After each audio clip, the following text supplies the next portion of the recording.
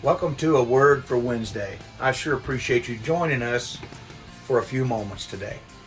I'm going to be reading to you a little bit out of a book I'll introduce to you in a moment, but first I want to read to you out of the greatest book of all, Psalm 121, one of my favorite Psalms, and I love all 8 verses. I won't read it all.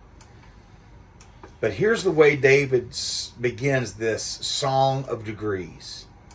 I will lift up mine eyes unto the hills, from whence cometh my help.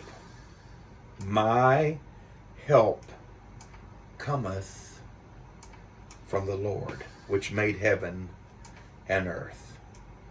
I will lift up mine eyes unto the hills, from whence cometh my help.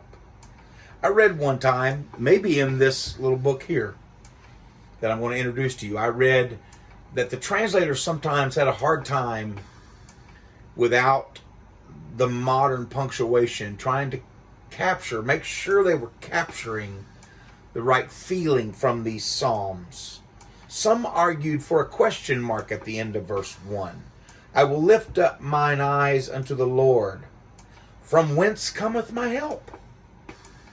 But cooler heads prevailed when other translators pointed out the context. The answer is, my help cometh from the Lord. In David's mind, there was no question where his help came from.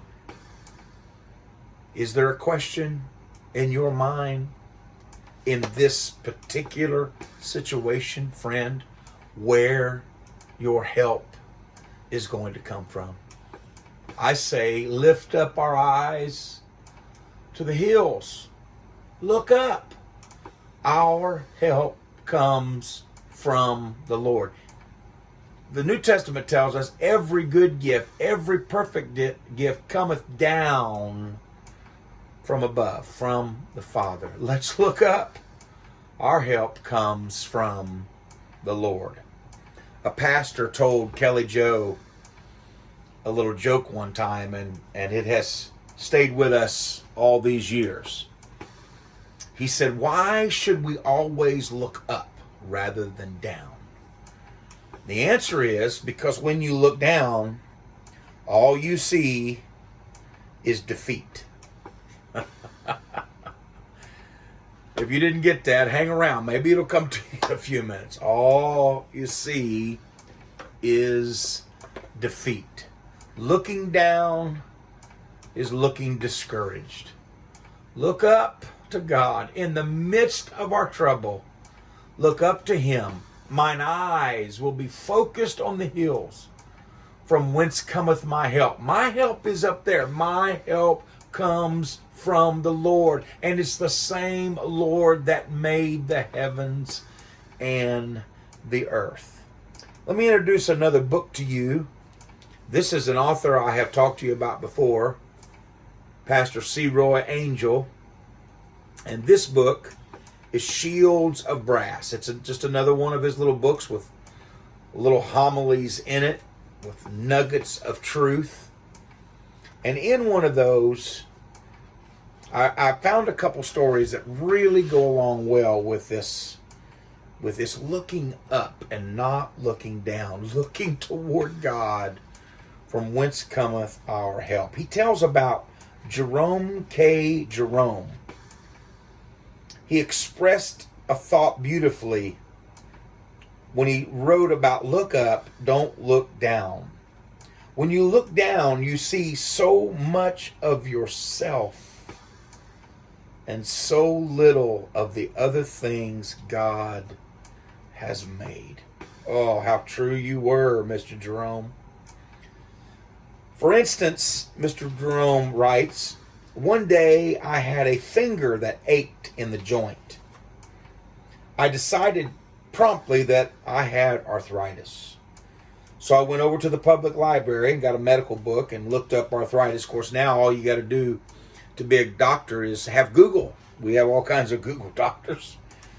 I looked up in the medical book and looked up arthritis, and by the time I got through reading 2 pages, I had arthritis in every joint in my hands and my knees besides. It scared me, and I turned the pages, and there was leukemia looking at me in the face. I read everything about leukemia, and before I had finished, I knew I had leukemia, Dr. or Mr. Jerome says. I turned the page to ulcers, and I said, so now I know what causes these pains in my stomach I've wondered about. I've got ulcers. I turned to another disease, and I knew that I had that one too. The only thing I found in the medical book that I didn't have was housemaid's knee. And I wondered why I didn't have that one. I went straight to my doctor, who had examined me lots of times. And when I got there, I said, Doctor, I'm a hospital in myself. I told him about all the things I knew I had. The doctor sat there for a long time before he said, yes, you're in a very bad way. You really are in a bad way. And now that you've diagnosed your case so well, I'm going to give you a prescription. Now, I haven't ever given you any medicine before, but I'm going to give you a prescription this time, and you can take it to the drugstore and get it filled. He wrote it out, folded it up, and I headed straight for the drugstore. The druggist took the prescription and looked at it. He frowned, made out like he was scratching his head. Then he folded it back up and said, I'm sorry, Mr. Jerome, but I don't have any of this in my drugstore. And I said, what? Don't you have the biggest drugstore in this part of the city? Yes, he said, but the things the doctor has prescribed for you don't come in a bottle. He handed it back to me. You take it and read it for yourself, he said. I opened it. This was the prescription. Walk 8 miles every day, come home and eat a beefsteak for supper. Stop reading things you've got no business reading. It's dangerous to look down always at yourself. You've got when you read things that look at yourself, you get to feeling sorry for yourself. You must look beyond yourself. Wow. Isn't that such an easy place for us to get to? We focus on our troubles, and soon troubles are all that we see. We've got to get beyond ourselves and look higher. Look beyond the trouble. Hey, listen, I know you got a boatload of trouble, and I know you don't know what to do with those troubles, and I wish I had an answer. Thus saith the Lord, here's your answer to your trouble. But I don't have those answers, but I do have an answer. I have a solution. Rather than focusing on ourselves and our real problems, or as in Mr. Jerome's case, problems that seem so real, rather than focusing on them, exercise, eat well, and lift up your eyes beyond yourself. It's very difficult, man, I know this from experience.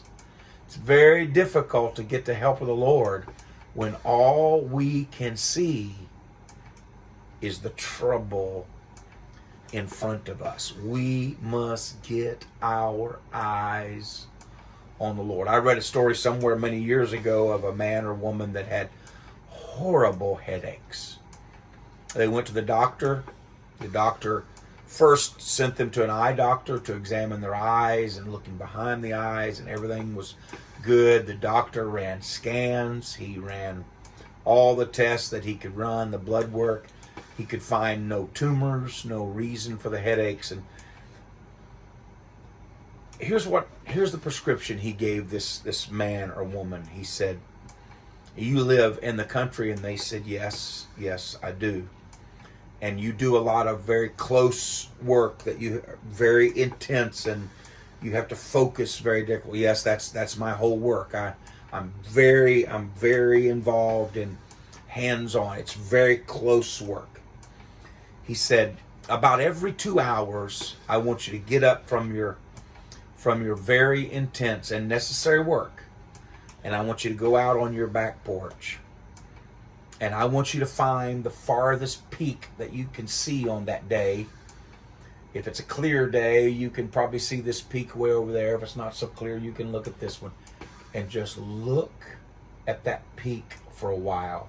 Get your gaze on the hills. Now, the doctor was not sure this would work, but it did.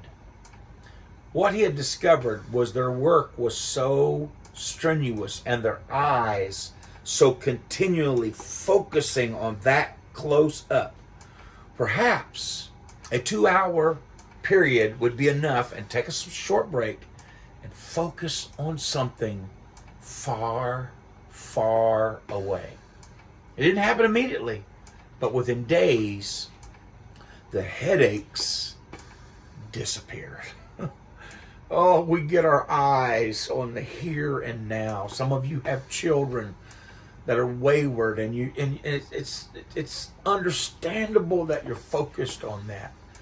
Some of you have children that are so sick, and you're focused on that. Some of you are fighting sickness in your own body, or in your spouse, or in your parents. You have a difficult situation. Maybe you're taking care of children, or taking care of parents, or you have a job that is stressful, or you have financial difficulty during this pandemic, or you have relationship issues, or job questions, or a house that seems to be falling apart, or a car that won't run, and our lives get so focused.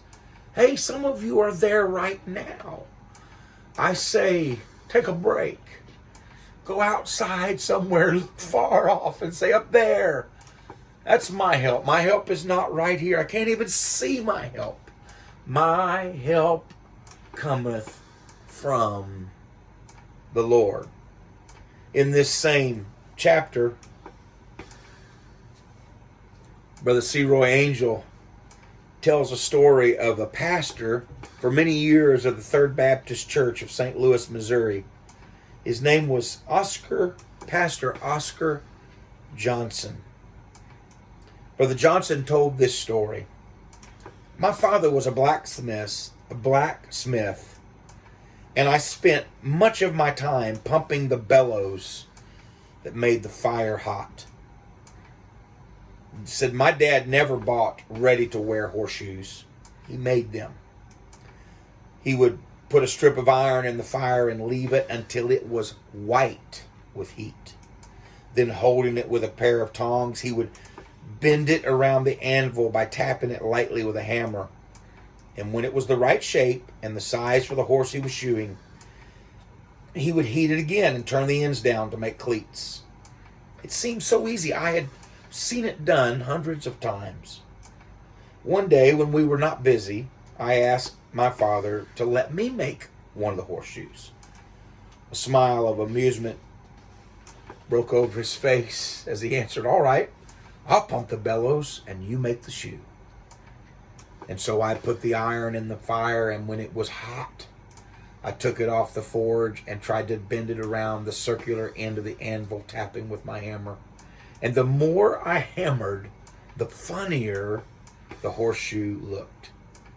It was twisted and lopsided, and I was deeply chagrined.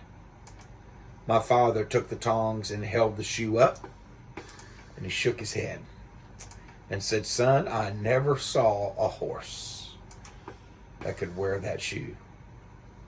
He tossed it back into the fire, and after a moment he added, let's make one together. Man, I feel the presence of the Lord when I say that. I've tried and tried and tried to make sense of this situation. It'd be better if I'd let the Lord help me.